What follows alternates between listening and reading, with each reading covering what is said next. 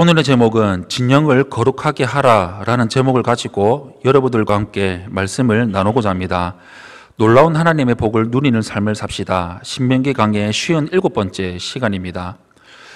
이스라엘은 하나님의 백성으로서 가나안 민족을 향한 하나님의 심판을 듣고 그 뒤로 지키며 수행을 했어야 됐습니다. 하나님은 가나안 정복 전쟁이 세상의 수많은 전쟁 중에 하나가 되기를 원하지 않으셨기에 이스라엘이 하나님 앞에서 거룩하고 정결할 것을 그들에게 요구를 하셨습니다. 이스라엘은 거룩한 공동체여야 했으므로 아무나 이스라엘 가운데 들어올 수가 없었습니다. 오늘 본문에는 이스라엘이 성결을 유지하기 위해서 지켜야 할 지침들이 나오고 있습니다. 민족적인 차원에서부터 아주 사소한 일상에 대한 것들까지 규정이 되어 있습니다. 우리는 크고 중요한 것에만 집중을 하느라 작은 것을 놓칠 때가 있고 세세한 것만 보다가 큰 것을 놓치는 경우도 있습니다. 하나님이 이스라엘에게 요구하신 것은 모든 부분에서 거룩하고 정결하고 성결을 유지하는 것이었습니다. 오늘 말씀을 통해서 우리에게 주시는 교훈이 무엇인지, 우리에게 주시는 말씀이 무엇인지 오늘 여러분들과 함께 말씀을 나누고자 합니다. 먼저 첫 번째로 1절에서 8절의 말씀을 보시면 여호와의 총회에 들어오지 못하는 사람들을 볼 수가 있습니다. 오늘 본문 1절에서 8절 말씀을 우리 한 목소리로 합독하겠습니다. 1절에서 8절 말씀 우리 한 목소리로 합독하겠습니다. 시작. 고안이 상한 자나 음경이 잘린 자는 여호와의 총회에 들어오지 못하리라. 사생자는 여호와의 총회에 들어오지 못하리니 10대에 이르기까지도 여호와의 총회에 들어오지 못하리라. 암몬 사람과 모압 사람은 여호와의 총회에 들어오지 못하리니 그들에게 속한 자는 10대뿐 아니라 영원히 여호와의 총회에 들어오지 못하리라.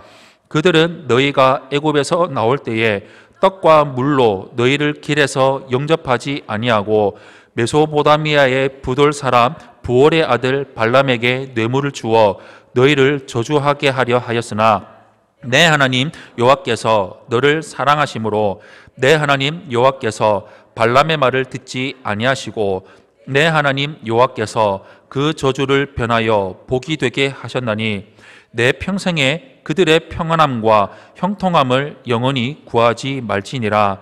너는 에돔 사람을 미워하지 말라. 그는 내 형제임이니라. 애굽 사람을 미워하지 말라. 내가 그의 땅에서 객이 되었음이니라. 그들의 3대 후 자손은 여호와의 총회에 들어올 수 있느니라. 아멘. 하나님은 여호와의 총회에 들어올 수 없는 자, 곧 이스라엘의 시민권을 가질 수 없는 자들을 규정을 하고 계시는데 그 기준은 하나님을 향한 신앙과 연관이 되어 있습니다. 1절에 고안이 상한 자나 음경이 잘린 자가 못 들어갔는데 이런 경우는 시간적인 제한이 없어서 영원히 못 들어온다는 의미이며 그 당사자에 한한 것입니다. 그런데 여기에서 고안이 상하고 음경이 잘렸다는 이 의미가 사고로 인해서 잘못된 부주의로 인해서 장애를 의미하지 않았다는 것입니다. 오히려 그 당시에 가나안의 여러 종교들 중에서 이런 행위가 그들을 믿는 신에게 헌신한다는 표시였습니다. 할례를 받는 것처럼 이방 종교의식에 헌신한 사람이 바로 고안이 잘린 자나 음경이 잘린 자들이었는데 이 정도로 가나안 종교에 몰두하고 헌신한 사람은 하나님의 백성이 될 수 없었다는 것이었습니다. 2절에 보면 사생자가 나오는데 이 사생자에 해당하는 히브리어가 맘제르라고 하는데 정상적인 결혼관계에서 태어나지 않은 사람들을 가리키는 말입니다. 서자나 근친상간으로 태어난 아이나 사생아나 혼혈민족을 말을 하고 있습니다. 탈무드나 유대 랍비들은 이를 간음이나 근친상간으로 태어난 자식들을 가리킨다고 말을 했고 70인역 번역 성경에서는 창기에게서 얻은 자식으로 봤습니다. 그러나 이방인과 유대인 사이에서 태어난 자들을 가리켜서는 사생자라고 부르지는 않았습니다. 사사기 11장 1절에서 2절 말씀에 이렇게 나와 있습니다. 길르앗 사람 입다는 큰 용사였으니 기생이 길르앗에게서 낳은 아들이었고 길르앗의 아내도 그의 아들들을 낳았더라. 그 아내의 아들들이 자라매 입다를 쫓아내며 그에게 이르되 너는 다른 여인의 자식이니 우리 아버지의 집에서 기업을 잊지 못하리라 한지라 라고 나와 있습니다. 입다는 서자로 취급이 되었지 사생자로 취급이 된 것은 아니었습니다. 여기에 사용된 사생자는 다양한 경우를 포함을 하지만 가장 근접한 것이 가나안 종교의 여자 사제의 신전에 있던 창녀들이었고 거기서 수많은 사생자들이 태어났다는 것이었습니다. 따라서 이 말씀은 그들의 종교를 가까이 해서도 안 되고 용납해서도 안 된다는 감접적인 말씀이었던 것입니다. 이런 자들은 10대까지 여호와의 총회에 들어올 수 없다고 말씀을 하고 있는데 이 10대의 기간이 얼마 정도의 기간이 될까요? 아마도 영원토록이라는 말이 표현이 될 수 있을 것입니다. 2절의 경우에 역시 영원히 들을 수 없는 그룹으로 볼 수 있다는 것이었습니다. 총회에 들어올 수 없는 그룹들 가운데 가장 이해하기 어려운 경우가 바로 모압과 암몬 족속의 경우입니다. 그런데 에돔과 애굽은 3대 만에 들어올 수 있다고 말을 하고 있습니다. 3대라고 해도 거의 120년에서 200년 정도에 걸리는 시간인데 절대로 쉬운 시간이 아닙니다. 200년, 즉 3대가 지나는 동안 이스라엘 공동체에서 총회의 일원이 되지 못한 채 신실하게 머물러 있어야만 총회의 일원이 될 수 있다는 것이었습니다. 그런데 하나님은 에돔 사람이 형제고 애굽은 너희가 머물렀던 땅이라고 말씀을 하고 있습니다. 그러면 모압과 암몬은 누구입니까? 이 민족은 롯과 그의 딸들에 의해서 생겨난 민족들입니다. 잘못된 관계로 인해서 생겨난 족속이 바로 모압과 암몬입니다. 오늘 본문에서 문제를 삼고 있는 것은 그 민족들이 잘못된 관계로 인해서 태어났기 때문이라고 말씀을 하고 있지 않고 발람과 발락 사이의 거래가 문제가 된다고 말을 하고 있습니다. 오늘 본문 4절에서 5절 말씀을 우리 함께 읽도록 하겠습니다. 우리 4절에서 5절 말씀을 우리 함께 합독하겠습니다. 시작. 그들은 너희가 애굽에서 나올 때에 떡과 물로 너희를 길에서 영접하지 아니하고 메소포타미아의 부돌 사람 부올의 아들 발람에게 뇌물을 주어 너희를 저주하게 하려 하였으나 내 하나님 여호와께서 너를 사랑하심으로 내 하나님 여호와께서 발람의 말을 듣지 아니하시고 내 하나님 여호와께서 그 저주를 변하여 복이 되게 하셨나니. 아멘. 이스라엘 백성들을 떡과 물로 영접을 해야 될 관계였는데 그렇게 하지 않았을 뿐만 아니라 오히려 발람에게 뇌물을 주어가지고 저주하려고 했다는 것이었습니다. 이것이 그들이 총회에 들어오지 못하게 된 배경입니다. 여호수아 24장 9절에서 10절 말씀에 이렇게 나와 있습니다. 또한 모압 왕 십볼의 아들 발락이 일어나 이스라엘과 싸우더니 사람을 보내어 부올의 아들 발람을 불러다가 너희를 저주하게 하려 하였으나 내가 발람을 위해 듣기를 원하지 아니하였으므로 그가 오히려 너희를 축복하였고 나는 너희를 그의 손에서 건져내었으며 라고 말씀이 똑같이 반복이 되고 있습니다. 그런데 이 이야기는 신약에서도 언급이 되고 있습니다. 베드로후서 2장 15절에서 16절 말씀을 우리 함께 합독하도록 하겠습니다. 시작. 그들이 바른 길을 떠나 미혹되어 부올의 아들 발람의 길을 따르는 도다. 그는 불의의 삭슬을 사랑하다가 자기의 불법으로 말미암아 책망을 받되 말하지 못하는 나귀가 사람의 소리로 말하여 이 선지자의 미친 행동을 저지하였느니라. 아멘. 여기서 발람의 길은 불의의 삭슬을 사랑하여 이스라엘 백성들을 저주하려고 하다가 나귀에게 책망을 받았다고 말씀하고 있습니다. 그러므로 이 이야기의 중심에는 저주가 아니라 불의의 삭슬을 사랑하는 욕심의 문제가 있었다는 것이었습니다. 발람의 교훈은 이스라엘 자손 앞에 걸림돌을 놓아서 우상제물을 먹게 하고 행음하게 만들었던 것입니다. 베드로의 말씀과 연결을 본다면 발람은 발락이 가져왔던 제물에 탐욕을 느꼈습니다. 그래서 악한 꾀를 내어서 이스라엘 자손들에게 걸림돌이 되게 만들었다는 것이었습니다. 하나님께서 그들의 저주를 변하여 복이 되게 하셨지만 그들이 행동했던 죄질이 너무나도 나빴다는 것이었습니다. 그래서 그들의 평안함과 형통함을 영원히 구하지 말라고 하실 정도로 발람과 발락의 행동을 너무나도 심각하게 보셨던 것이었습니다. 이들의 이런 행위는 하나님을 대적해서 저주한 것으로 하나님께서 영원히 총회에 들어오지 못하도록 선언한 것인 것입니다. 따라서 모압과 암몬은 잘못된 관계의 문제가 아니라 인간의 탐욕과 하나님을 대적해서 저주한 것이 문제가 된다는 것입니다. 그런데 우리 성경에 룻기서의 주인공인 룻이 있는데 이 사람의 출신이 어디일까요? 바로 모압 사람이었습니다. 그런데 하나님은 룻을 보아스와 결혼하게 만들어서 다윗의 족보 그리고 쭉 이어져서 바로 메시아의 계보, 바로 예수 그리스도의 계보를 잇는 중요한 인물로 사용을 하셨다는 것입니다. 이것은 무슨 말일까요? 이것은 개인적으로 회개하고 하나님을 따르는 것조차 그것마저도 막아놓는 것이 아니라는 것입니다. 룻처럼 귀한 믿음으로 완전히 죄에서 돌이키고 공동체에 들어와서 빛나게 사용되는 모압 사람도 있었다는 말입니다. 그럼에도 이 말씀은 매우 중요하고 엄중합니다. 총회에 들어올 수 없다고 말하는 사람들의 특징을 보면 성적인 타락도 타락이지만 전부 다 하나님을 믿지 않고 하나님을 대적하고 이방종교에 깊이 빠져 있고 하나님의 말씀을 듣지 않으며 살았던 사람들입니다. 다시 말하면 하나님의 공동체를 대적하고 하나님의 교회를 대적하고 이방종교의 잘못된 풍속으로 끌고 갈 수 있는 사람들이었다는 것입니다. 이 말은 이 사람들이 교회를 세속화시킨 만큼 다른 확신, 즉 다른 생각에 가득히 차있고 생각에 사로잡혀 살아갔던 사람들이었다는 것입니다. 이들은 생각을 사로잡지 못하고 생각이 나를 사로잡아 끌려가는 삶을 살았다는 것입니다.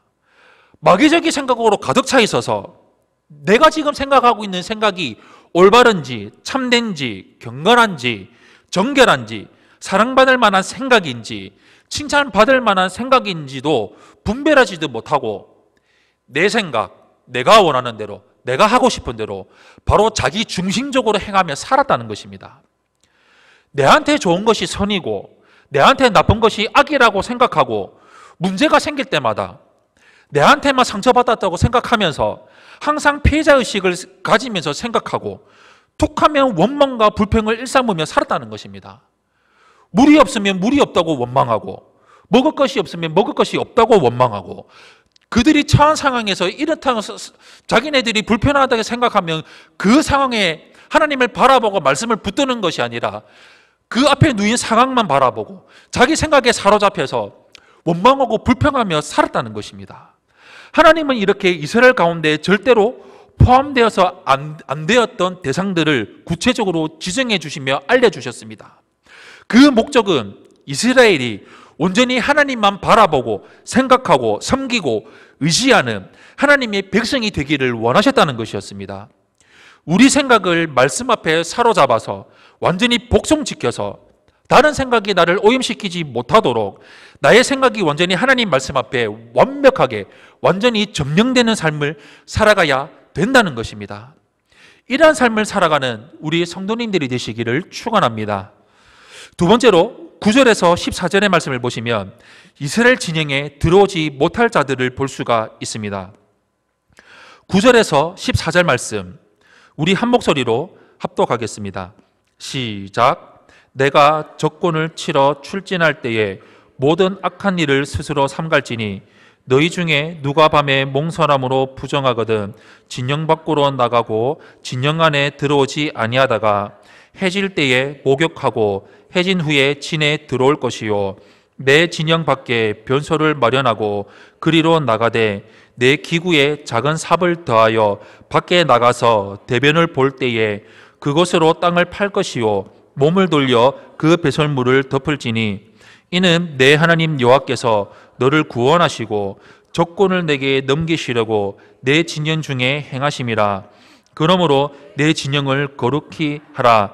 그리하면 내게서 불결한 것을 보시지 아니하므로 너를 떠나지 아니하시리라. 아멘. 이스라엘의 진영에는 악하거나 부정한 자는 들어올 수가 없었습니다. 레위기에 의하면 몸에서 어떤 액체든 유출되는 것이 부정한 것이었는데, 지금 우리의 상식으로는 그게 무슨 문제인가 싶지만은 이스라엘의 진영에는 어떤 것들이라도, 사소한 것이라도, 사소한 부정도 허용되지가 않았습니다. 왜 이렇게까지 했을까요? 지금 우리가 읽었던 이 상황을 보면 적군과 전쟁하러 나갈 상황이었습니다. 적군을 치러 출진하는 상황이었다는 것입니다. 피가 튀기고 아주 짧은 시간에 생명이 달려있는 상황이었다는 것입니다. 민수기 5장 1절에서 4절에서는 하나님은 이스라엘 자손에게 진안에 있는 모든 문둥병자들과 유출병자들을 진 밖으로 내보내라고 말씀을 하시는데, 그들로 진을 더럽혀서는 안 됐기 때문이고, 실질적인 이유는 하나님이 바로 그 진 안에, 그 진 가운데 거하셨기 때문이었습니다. 레위기 15장 16절에서 몽정한 자는 전신을 물로 씻어야 되고 저녁까지 부정하리라고 말씀을 하고 있습니다. 그러나 신명기 23장 10절에서는 몽정한 자들은 진영 밖으로 나가야 되고 진영 안으로 들어올 수 있는 시간은 해가 진 이후가 됩니다. 고대 이스라엘은 하루의 시작을 해가 진 후부터 다음날 해 질 때까지를 하루로 보기 때문에 몽정한 자는 거룩성을 다시 회복을 하기 위해서는 하루 동안 진 밖에 머물러서 있었어야 되었습니다. 또한 진영 안에는 머무는 자들에게 배설을 어떻게 해결해야 될 것인지를 말씀을 해주고 있습니다. 즉 전투하고 있는 진영 안에는 있던 자들은 진영 밖으로 나가서 한 장소를 정해서 그곳에서 대변을 본 뒤에 그들이 들고 간 작은 삽으로 그 땅을 파서 배설물을 덮어버려야 됐습니다. 그러면서 14절에는 이는 내 하나님 여호와께서 내 진영 중에 행하심이라. 그러므로 내 진영을 거룩히 하라. 그리하여 내게서 불결한 것을 보시지 않으므로 너를 떠나지 아니하시리라고 말씀을 하고 있습니다. 이것은 하나님께서 진영 안에 임재하신다는 것을 생각을 가지고 배설하는 것까지도 내가 온 마음을 써야 된다는 것입니다. 사실 이들이 생활하는 광야 지역은 대변을 보고 삽으로 그 배설물을 덮지 않을 때도 사막 지역의 고온 건조한 날씨에 의해서 배설물이 말라서 분해가 되고 날리게 됩니다. 물론 이것은 위생적인 의미에서 해석을 한 것입니다. 하나님께서는 전쟁 중에 있는 군사들에게까지도 내가 너희와 함께 있다는 임재의식을 가지고 심지어 대변 보는 일조차도 민감하게 하나님을 생각하고 살아가야 된다는 것이었습니다. 그러므로 몽정과 대변은 지극히 사소한 것들까지도라고 읽어야 한다는 것을 알 수가 있는 것입니다. 이 말씀의 핵심은 하나님이 내 진영 중에 행하시고 있다, 너와 함께 하시고 있다는 신전의식이라는 것입니다. 그런 신전의식이 우리 스스로를 몽정을 포함한 대변을 보는 일까지 생각하고 마음을 쓰며 하나님을 생각하고 살아가야 된다는 것이었습니다. 그래서 이 말씀은 두 경우만 말하는 것이 아니라 이런 것까지라도 말해야 된다는 것입니다. 보아야 된다는 것입니다. 하나님이 우리 가운데 계신다는 의식을 가지고 정말 사소한 것까지도 생각하고 스스로 조심해서 하나님께서 떠나지 아니하시도록 우리가 마음을 쓰고 생각하고 온 힘을 다해 하나님과 동행하며 살아가야 된다는 것입니다. 사랑하는 성도 여러분, 하나님은 우리에게 불가능한 것을 요구하지 않습니다. 하나님의 백성이기 때문에 하나님의 수준에서 만족하실 만한 큰 것을 우리에게 지키라고 주시지 않습니다. 하나님의 요구는 작은 것입니다. 우리가 작은 부분에서 거룩함을 유지하기 위해서 순종할 때 하나님이 우리의 삶을 거룩하게 지켜주시고 인도해 주실 것입니다. 우리가 천천의 순양과 만만의 기름으로 하나님을 기쁘시게 할 수 없습니다. 그저 매 순간 삶의 모든 영역에서 순종하려고 할 때 하나님이 기뻐하십니다. 우리 평생 우리 자신을 정결하고 거룩하게 지키며 주님의 임재 가운데 거해서 하나님과 교제하면서 나에게 주시는 말씀을 통해 나를 어떻게 인도하실지, 내 삶을 어떻게 펼쳐나가실지, 어떻게 나와 함께 하실지를 생각하며 평생 주님 임재 가운데 거하며 살아가는 우리 세정왕교회 성도님들이 되시기를 예수님 이름으로 축원합니다. 아멘.